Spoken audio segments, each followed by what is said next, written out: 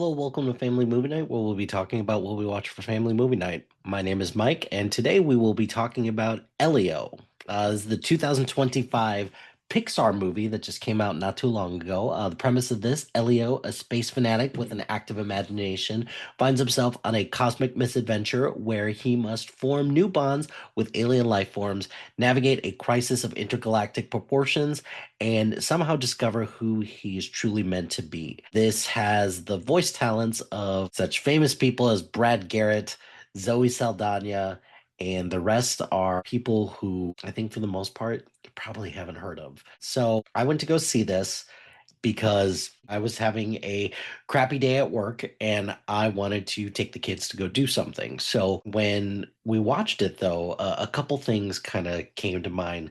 This is even before I get into any thoughts of the movie. Is that one, given the previews and everything that came out before this for promotional material, I was not excited about going to see this at all. And not only that, I think Pixar's is kind of at a weird point in its Disney journey because Pixar has been repeatedly kind of screwed over a little bit by Disney by having so many of their movies be relegated to Disney Plus over the last couple of years. And granted, it has been a necessary step. Onward did not have a long theatrical run before it eventually got put onto Disney Plus because that was at the start of the pandemic. And then Soul, and rightfully so, was a Disney Plus original, I guess. And then the next three after that were all Disney Plus originals. We had, I believe the order was Luca, Turning Red, maybe it was Soul, Luca, and Turning Red. Let me see for sure. So, movie films. Okay, so yeah, because so you had Soul, Luca, Turning Red. Turning Red was one that I didn't really understand why they put it on Disney Plus because it was originally supposed to be in theaters, but Soul and Luca, those were still in the throes of the pandemic, so I can understand where they came from with that. But since then, Lightyear came in theaters in 2022, and it was not good at all. Elemental, which I like more than most in 2023, but that had sluggish box office results. Inside Out 2, which I thoroughly enjoyed last year. And I just really liked it and made $1 billion. And then now we have the curious case of Elio, which is not doing that well financially at the box office right now. There's been a lot of talk about Pixar has kind of lost its way. A lot of people are blaming Disney, which is predominantly what I'm doing for the choices that they made on behalf of Pixar. A lot of people will point to this is an original movie, and original movies don't do that well for Pixar anymore, which okay, that is your opinion, but fair enough. So now, and the last thing I'll say before I actually get into the movie is that I love Pixar. I love Pixar movies a great deal, and it brings me no joy to say that like I I am on the very side of like it was just okay.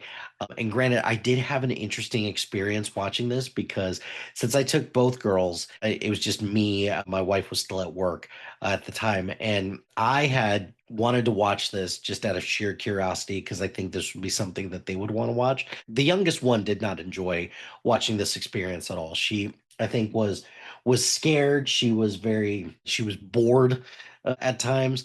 The oldest, she thought that this was fine, and then I'm kind of somewhere in the middle with this. I didn't find Elio to be that endearing of a character because of just some of like the weird decisions that they made about his character.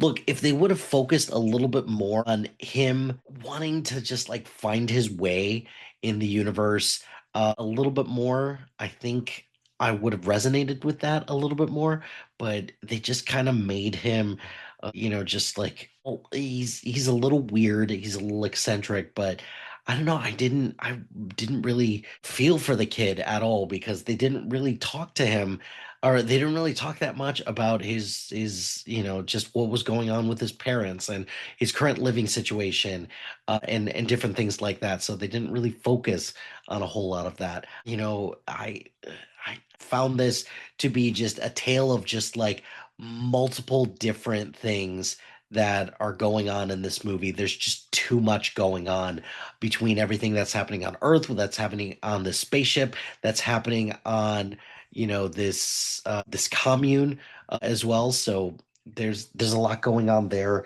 I think some of the things that this is trying to say about parenthood and understanding what your children is actually trying to tell you versus what you're hearing from them. And then in addition to just everything that Elio discovers, although messily discovers about finding your place and finding your role in this vast universe, I found all of that really compelling. It's just a lot of the space stuff I just didn't gravitate to. I just didn't care about. Maybe I'm just getting to that point in my life where I'm just like, maybe I do just want sequels from Pixar, but I it's sad to me because this is just one that just didn't hit for me. And I think between this and Lightyear, maybe Pixar for me just they're not doing that great with space movies. I don't know.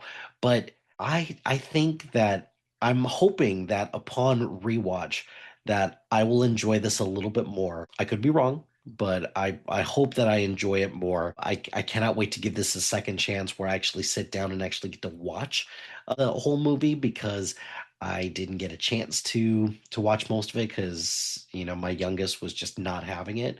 But overall, I think Elio is just like a fine movie, and I get what people are saying from a love standpoint. They see, they resonate a lot with it because it reminds them of like these childhood space adventures or just like kids, I don't know, just I felt like this was very one note and most of the characters were pretty unlikable to me, and I don't remember a whole lot from this movie.